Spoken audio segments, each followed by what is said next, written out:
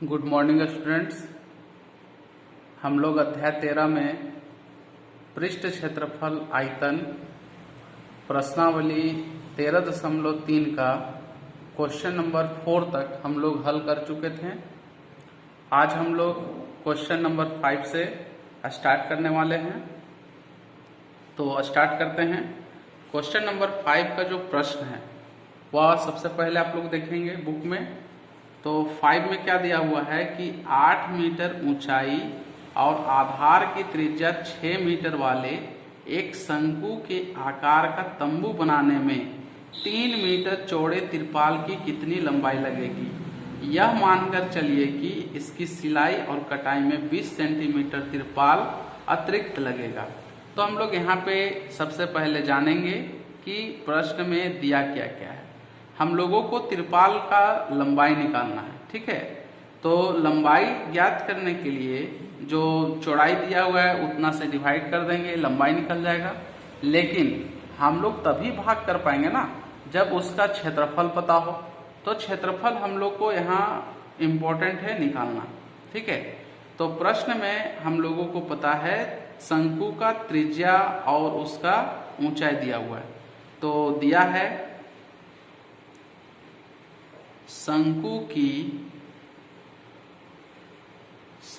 की त्रिज्या r बराबर है 6 मीटर, ठीक है, और ऊंचाई h बराबर है 8 मीटर।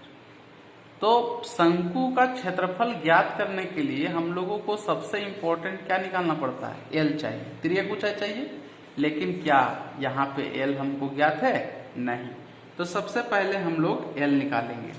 तो l निकालने के लिए क्या होता है, चूंकि l बराबर होता है √h² plus r² equal to हो जाएगा √h का मान 8 का होल स्क्वायर प्लस r का मान है 6 का होल स्क्वायर।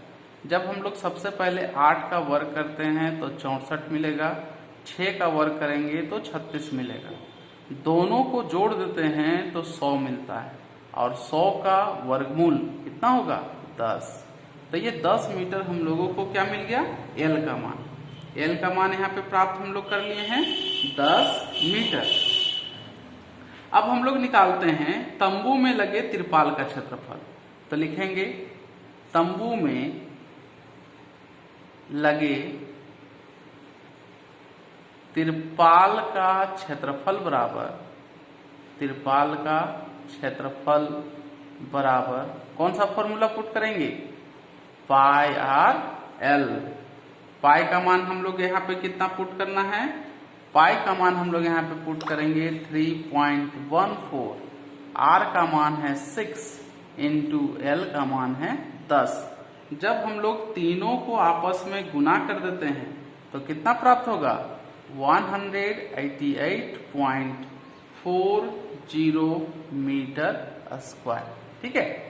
अब हम लोग को यहाँ पे क्या पता है कि 30 सेंटीमीटर और एक्स्ट्रा लगता है तिरपाल, है ना। अब 3 मीटर लंबे तिरपाल के लिए हम लोग को क्या निकालना है, लंबाई 3 मीटर चौड़े तिरपाल के लिए। तो हम लोग चलते हैं नेक्स्ट स्टेप में। तो हम लोग को यहाँ पे क्या दिया हुआ है, लिखेंगे माना कि 3 मीटर चौड़े तिरपाल की लंबाई हम लोग यहाँ पे कंसीडर कर ले रहे हैं। तिरपाल की लंबाई बराबर कैपिटल L मीटर, ठीक है। L मीटर मान लिए हैं, इसलिए अब तिरपाल का क्षेत्रफल क्या हो जाएगा, तो तिरपाल का क्षेत्रफल हो जाएगा लंबाई गुने चौड़ाई। तिरपाल का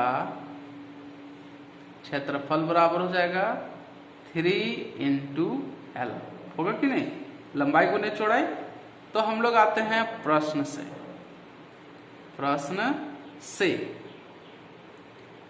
क्या होगा, 3 इंटू एल बराबर टोटल पृष्ठ क्षेत्रफल हम लोग कितना निकाले हैं, 188.40, यानी कि दिस इम्प्लाइज एल बराबर 188.40 डिवाइडेड बाय 3।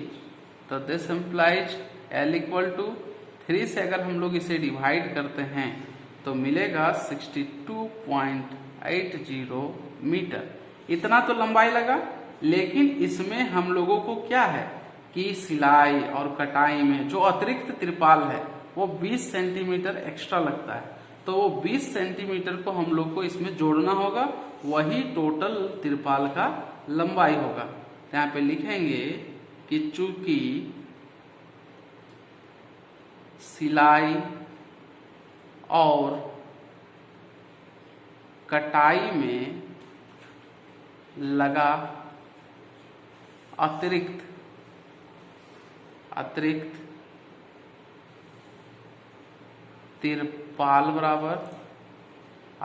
तिरपाल बराबर होगा 20 सेंटीमीटर। अब यहाँ पे हम लोग क्या देख रहे हैं, लंबाई यहाँ पे निकला मीटर में, लेकिन हम लोगों को यहाँ पे क्या मिल रहा है सेंटीमीटर में। तो इस सेंटीमीटर को मीटर में कन्वर्ट कर देना है। तो मीटर में जब कन्वर्ट करते हैं तो 0.20 मीटर हो जाता है। तो ये 0.20 मीटर इसमें हम लोग का जुड़ जाएगा। तो लिखेंगे अतः तंबू बनाने के लिए 3 मीटर चौड़े तिरपाल की लंबाई बराबर कितना हो जाएगा, दोनों को जोड़ देते हैं तो 62.80 प्लस 0.20 दोनों को जोड़ेंगे तो 63 मीटर इसका आंसर होगा। तो ये हम लोग का हुआ क्वेश्चन नंबर 5। नेक्स्ट क्वेश्चन हम लोग चलते हैं क्वेश्चन नंबर 6 में। तो क्वेश्चन नंबर 6 का सॉल्यूशन करने से पहले हम लोग क्वेश्चन को पढ़ेंगे। तो शंकु के आकार की एक गुंबज की तिर्यक और आधार व्यास क्रमशः 25 मीटर और 14 मीटर है। यानी कि तिर्यक ऊंचाई दिया हुआ है 25 मीटर और आधार का व्यास दिया हुआ है 14 मीटर। ठीक है, 100 मीटर स्क्वायर की दर से इस गुंबज को सफेदी कराने का हम लोग को क्या निकालना है, खर्च निकालना है। तो दिया है सबसे पहले तिर्यक ऊंचाई, गुंबज की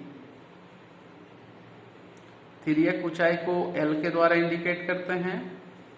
तिर्यक ऊंचाई L बराबर कितना है 25 मीटर।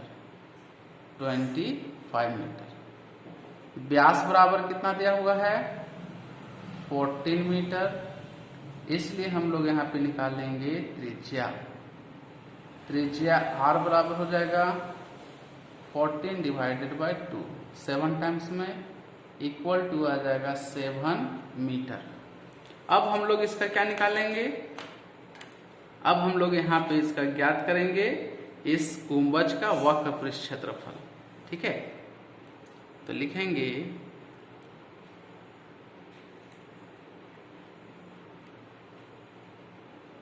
गुंबज का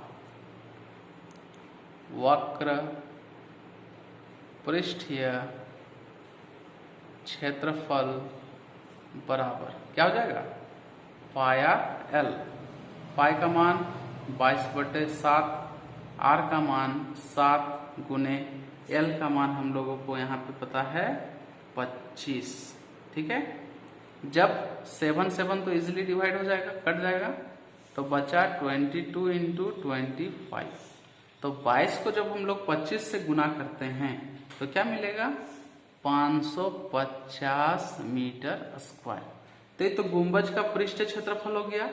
अब 100 मीटर स्क्वायर का कितना है 210 रुपया दर मीटर स्क्वायर के दर से हम लोगों को खर्च निकालना है। तो लिखेंगे अतः रुपया 210 प्रति 100 मीटर स्क्वायर की दर से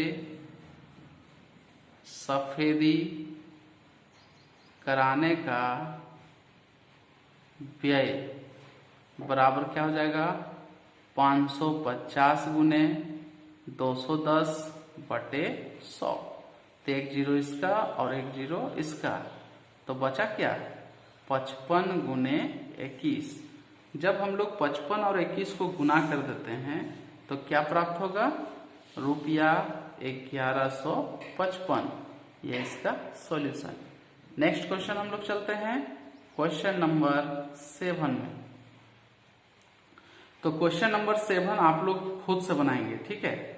मैं आप लोगों को इसका हिंट दे दे रहा हूं। तो यहाँ पे दिया क्या क्या है, R इक्वल टू दिया हुआ है 7 सेंटीमीटर। इसको अच्छा से लिख लेना है, दिया है त्रिज्या R बराबर 7 सेंटीमीटर। इस तरह, ये नहीं कि जो आप लोगों को हिंट बताया जा रहा है उसके अनुसार सिंपली बना लेना है, ठीक है। तो R इक्वल टू 7 सेंटीमीटर दिया हुआ है, ऊंचाई 24 सेंटीमीटर है, तो H बराबर हो जाएगा 24 सेंटीमीटर। तो सबसे पहले L निकालना है, इसलिए L बराबर हो जाएगा √H square plus R square. यहाँ से L का मान आप लोग हल निकाल लेंगे। L का मान निकालने के बाद हम लोग एक टोपी के लिए आवश्यक गत्ते का क्षेत्रफल निकालेंगे। तो लिख देंगे एक टोपी के लिए आवश्यक गत्ते का क्षेत्रफल हो जाएगा फॉर्मूला πr/l।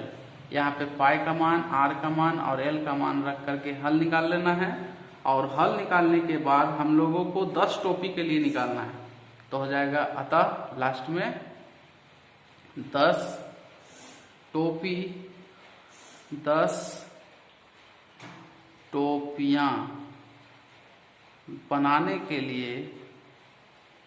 टोपियां बनाने के लिए हम लोग को गत्ते का क्षेत्रफल चाहिए ना। बनाने के लिए गत्ते का क्षेत्रफल बराबर 10 को हम लोग मल्टीप्लाई कर देंगे, क्या जो यहाँ पे प्राप्त होगा उसको यहाँ पे मल्टीप्लाई कर देंगे। जो आएगा वो हमारा सेंटीमीटर स्क्वायर में आंसर होगा, जो प्राप्त होगा, ठीक है। तो इस प्रकार से आप लोग क्वेश्चन नंबर 7 को हल कर लेंगे। और लास्ट बचा क्वेश्चन नंबर 8। तो क्वेश्चन नंबर 8 का भी हिंट बता दिया जा रहा है, आप लोग उसे इसी प्रकार से हल करना है।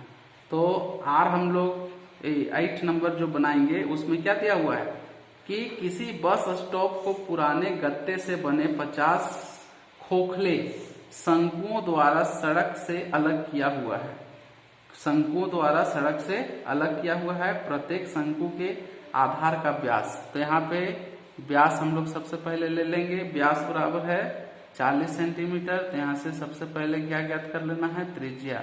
तो त्रिज्या R बराबर 40/2 यानी 20 टाइम्स में, तो बराबर आ जाएगा 20 सेंटीमीटर।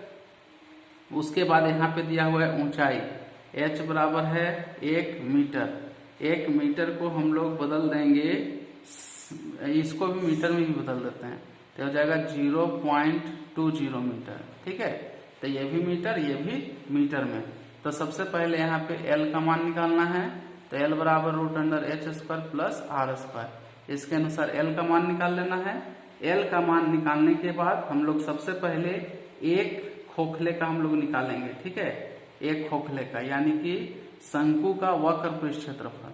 तो लिख देंगे शंकु का वक्र पृष्ठीय क्षेत्रफल। तो शंकु का वक्र पृष्ठ क्षेत्रफल क्या होता है, πr/l। इसके अनुसार क्षेत्रफल निकाल लेना है।